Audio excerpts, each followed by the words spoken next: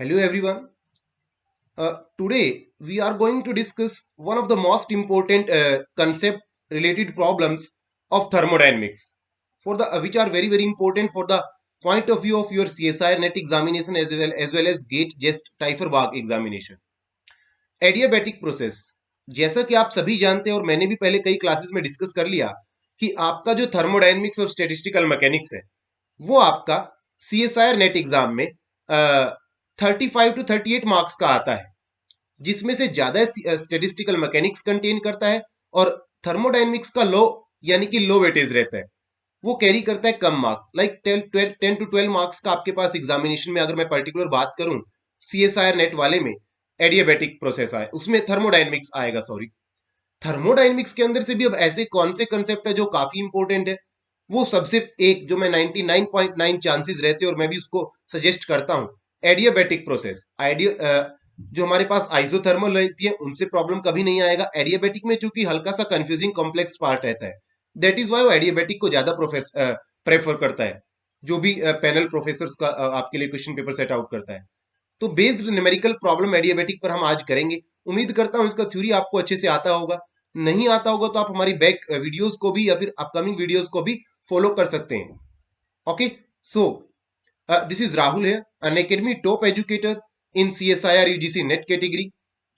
आप हमें वहां पर जाकर के भी फॉलो कर सकते हैं। You can also follow me on my Unacademy profile via visiting an academy profile and typing my name, Rahul Mehla. You can get easily my profile there. वहां से आप प्रोफाइल में जाके देख सकते हैं मेरे अन अकेडमी पर कब कब प्लस क्लासेस आ रही हैं, कब कब स्पेशल फ्री क्लासेस आ रही हैं, किस किस टाइमिंग में आ रही है, क्या क्या टॉपिक लेकर के आ रहे हैं, वो सारा पोर्टफोलियो आपको वहीं पर मिल जाएगा। ऑल्सो गूगल भी आप सर्च कर सकते हैं, गूगल के थ्रू डायरेक्ट आप अन अकेडमी विजिट कर सकते हैं अगर आपके पास अन अकेडमी ऐप भी नहीं है। सो हम अपने काम को स्टार्ट करते हैं। मोस्ट इंपोर्टेंट प्रॉब्लम, हालांकि किसी क्वेश्चन एग्जामिनेशन में नहीं आई है, इस टाइप की एग्जाम में प्रॉब्लम जरूर आई है, लेकिन ये पर्टिकुलर प्रॉब्लम जो करवाऊंगा most expected most important problem है। क्या बोला गया?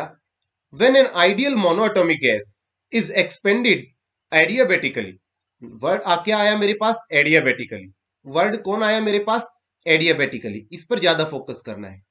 मैंने बोला एडियाबेटिक एक्सपेंशन या एडियाबेटिक कंप्रेशन या यूं कह लीजिए पर्टिकुलर एडियाबेटिक प्रोसेस से आपके पास ज्यादा चांसेस 99% चांस रहेगा। तो जब किसी आइडियल मोनोएटॉमिक गैस को एक्सपेंड करा दिया जाता है एडियाबेटिकली, किस कहां से कहां तक? इनिशियल वॉल्यूम उसका जब वी नॉट था, जब एक्सपेंड कराया तो 3 वी नॉट कर दिया गया, थ्राइस कर दिया गया उसकी वॉल्यूम का। तब उसका टेम्परेचर भी मेरा चेंज हो गया। कितना?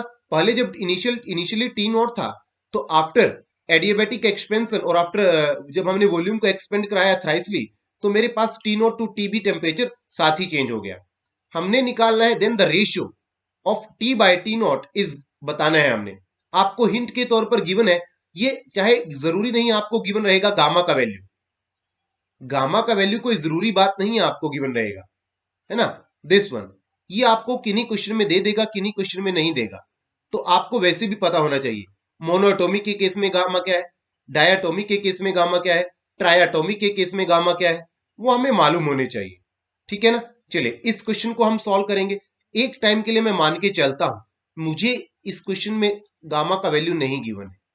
मैं कैसे निकालता हूं? Gamma is equal to 1+2 upon में F, where F is degree of freedom. अब मोनोटोमिक के लिए आप देख लीजिए क्या डिग्री ऑफ फ्रीडम है, डायटोमिक के लिए देख लीजिए, ट्रायटोमिक के लिए देख लीजिए आप, है ना। वही आपके पास बन जाएगा। I hope you got the idea. तो इस टाइप से आप इसको करेंगे। चलो इस खैर इस क्वेश्चन में तो हमें दे रखा है, तो हमें इस पे ज्यादा गामा पर जाने की नीड नहीं है। सॉल्यूशन अगर मैं करना चाहूं इस पर्टिकुलर प्रॉब्लम का, तो मैं क्या करूंगा? एडियाबेटिक मेरे पास एक्सपेंशन है, टेम्परेचर और वॉल्यूम के बीच में मेरे को बताया है कि वॉल्यूम को जब थ्राइस कराया गया तो टेम्परेचर भी टी नॉट से टी पर आ गया। तो मैं जानता हूं अच्छी प्रकार से from the relation of temperature and volume in case of adiabatic expansion with the help of relation between temperature and volume, we know very well that what कि TV gamma -1 is equal to constant. हमने उस relation से पता है, इस चीज का already करके आए हुए हैं हम, है ना। T gamma -1 is equal to constant. यहां से मैं इजिली टी की वैल्यू निकाल सकता हूं।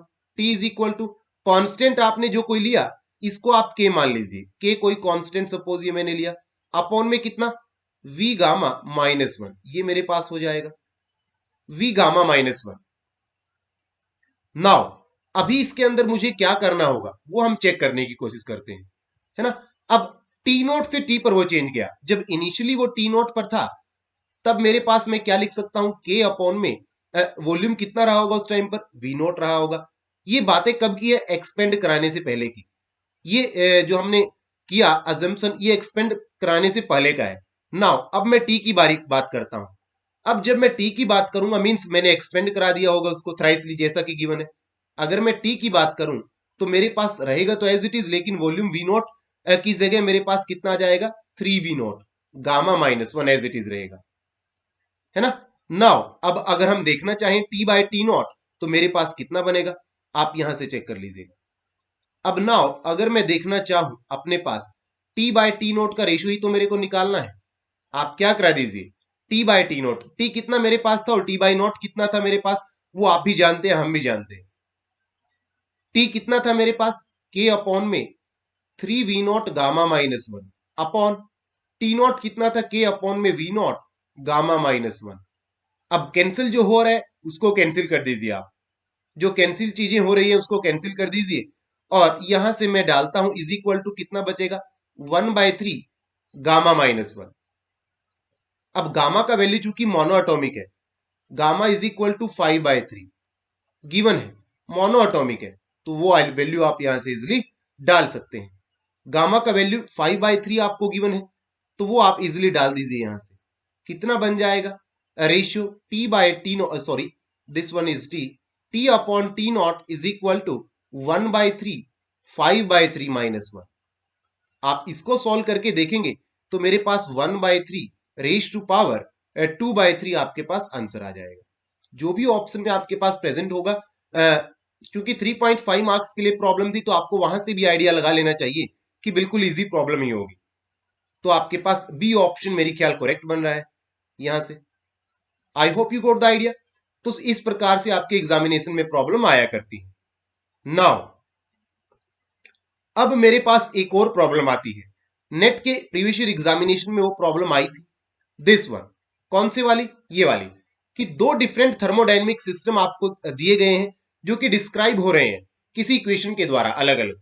फर्स्ट वाला 1/T1 3Rn1 upon 2U1, similarly second वाला 1T superscript 5R2n raise to power 2, या यूं कह लीजिए 2 हमने 1 2 पावर के लिए नहीं किया, अलग अलग दिखाने के लिए किया, इनमें बाइफरकेट इनको करने के लिए किया है। जहां पर T12 N12 U12 क्या है रिस्पेक्टिवली, टेम्परेचर है। ये क्या है आपके पास, सेकंड वाला मॉल नंबर है n, और थर्ड वाला U क्या है, इंटरनल एनर्जी। अब जब टू सिस्टम आपस में एक दूसरे के साथ कॉन्टेक्ट में रख दिए जाए और वो अटेन कर ले एक थर्मल इक्विलिब्रियम को, तब रेशियो हमें बतानी है कि इंटरनल एनर्जी फर्स्ट का और अपॉन टोटल इंटरनल एनर्जी का रेशियो क्या होगा। जब इन दोनों सिस्टम्स को हमने क्या रख दिया, इक्विलिब्रियम टेम्परेचर थर्मल इक्विलिब्रियम पर अटेन करने के लिए हमने रख दिया, इनको पुट इन कॉन्टेक्ट आपस में रख दिया गया है। चार ऑप्शंस भी आपको गिवन है, तो आपको बताना है कि कौन सा हमारे पास रेशियो आएगा। ओके, काफी इजी प्रोसेस है। पहले हमें क्या करना है चेक करते हैं सॉल्यूशन यहां से। Solution is given by like this from here, from given equation. अपने पास जो गिवन इक्वेशंस है वहां से हमारे पास क्या है, from given equations we have what, we have U1 कितना गिवन है मेरे को, U1 यहां से आप चेक कीजिए 3/2 Rn1 T1, यही गिवन है ना। ऑल्सो हमारे पास दूसरा क्या गिवन है, U2 इज इक्वल टू कितना 5, ये वाला कितना है मेरे पास 5/2 अपॉन R, या Rn2 कह लीजिए, स्क्वायर नहीं 2 है, डिनोट किया है बस खाली 1 2 में बाइफरकेट करने के लिए, T2 आ जाएगा। बोला क्या गया अब कि U1 अपॉन में U टोटल का रेशियो निकालिए। U टोटल कितना होगा, सीधा सीधा हमें दिखाई पड़ रहा है U1 और U2 का रिजल्टेंट ही तो मेरे पास U टोटल होगा। अगर मैं U टोटल निकालना चाहूं यहां से तो मेरे पास कौन होगा, U1 प्लस U2, सिंपल है, प्लस कर देना है दोनों को, कर दीजिएगा प्लस। कितना बनेगा 3/2 Rn1T प्लस 5/2 आर N2T, ये मेरे पास बनेगा N2T2, यही बनना है जब मैंने प्लस किया। नाउ अब मैं इजिली फाइंड आउट कर सकता हूं, कोई भी ट्रिक कोई भी फार्मूला ही नहीं लगाना है।